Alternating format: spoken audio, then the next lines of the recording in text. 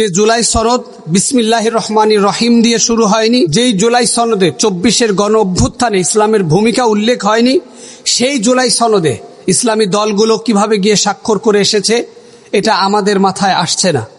যেই জুলাই বিপ্লবে যেখানে হাজার হাজার মাদ্রাসা ছাত্র কেউ তাদের শরীরের বিভিন্ন অঙ্গ প্রত্যঙ্গ হারিয়েছে, কেউ বা জীবন বিলিয়ে দিয়েছে, অথচ সেই জুলাই সনদ যেন এই সরকারের কাছে এক বোঝা, এবং সেই বোঝা থেকে সরকার হালকা হওয়ার জন্য কোনো রকম একটি আয়োজন করে সেই জুলাই সনদ স্বাক্ষর করালো, এবং সেই জুলাই সনদে স্বাক্ষর করলেন হাসি মুখে ইসলামী কিছু দলগুলো। অথচ তারা একবারের জন্য কি প্রশ্ন করেছে এই জুলাই সনদটা এত বড় বৃহত্তর মুসলিম দেশে বিসমিল্লাহ দিয়ে কেন শুরু হলো না?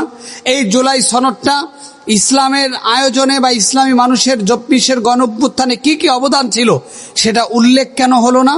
এই মানুষগুলো কি প্রশ্ন করেছে মাদ্রাসা ছাত্ররা যারা তাদের শরীরের অঙ্গ প্রত্যঙ্গ হারিয়েছে, যারা জীবন দিয়েছে, তাদের কথা এখানে সেইভাবে উল্লেখ হয়নি কেন?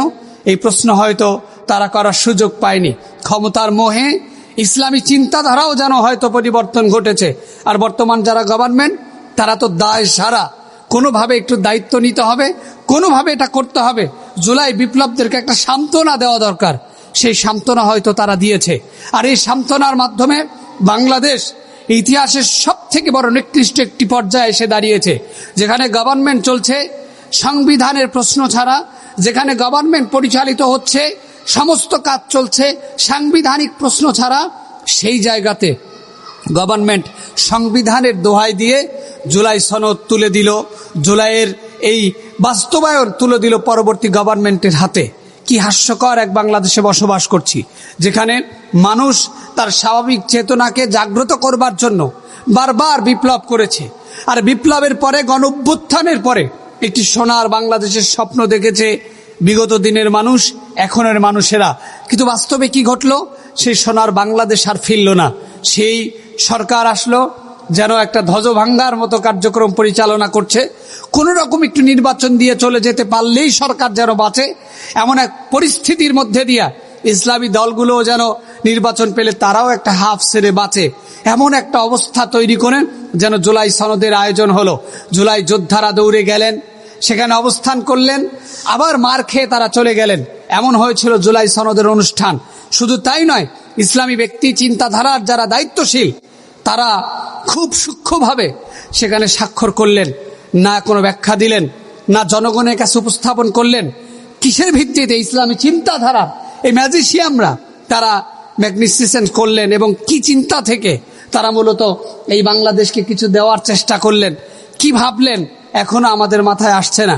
আমরা বারবার বলেছি, বারবার জিতে যায় রাজনীতিবিদরা, হেরে যায় ইসলামপন্থীরা। বারবার জিতে যায় এই জুলাই বিপ্লবের এক বড় অবিস্মরণীয় ভূমিকা ইসলামপন্থীদের। সেই ইসলামপন্থীদের ভূমিকাকে জোর করে ছিনিয়ে নিয়ে গেল রামবামরা, জোর করে ছিনিয়ে নিয়ে গেল অন্যরা, জোর করে ছিনিয়ে গেল রাজনৈতিক ব্যক্তিরা। অথচ ইসলামের জায়গায় রইল। বিপ্লব হলো, সরকার পরিবর্তন হলো, কিন্তু সেই ইসলামী বিপ্লব আর ফিরল না। যেই বিপ্লবের আকাঙ্ক্ষায় বাংলাদেশের 16 কোটি মানুষ, যেই বিপ্লবের আকাঙ্ক্ষায় বাংলাদেশের 94% মুসলমান, যেই বিপ্লবের আকাঙ্ক্ষায় বাংলাদেশের প্রতিটি ঘরের মসনদ, সেই বিপ্লব আর হলো না। আবারও সেই চাঁদাবাজি, দুর্নীতি, অপরাধ, প্রহসন আর এক ঘৃণিত নির্বাচনের সামনে দাঁড়িয়ে বাংলাদেশ, যার মাধ্যমে হয়তো সেই বিপ্লব, ইসলামী বিপ্লব আর ফিরে আসবে না।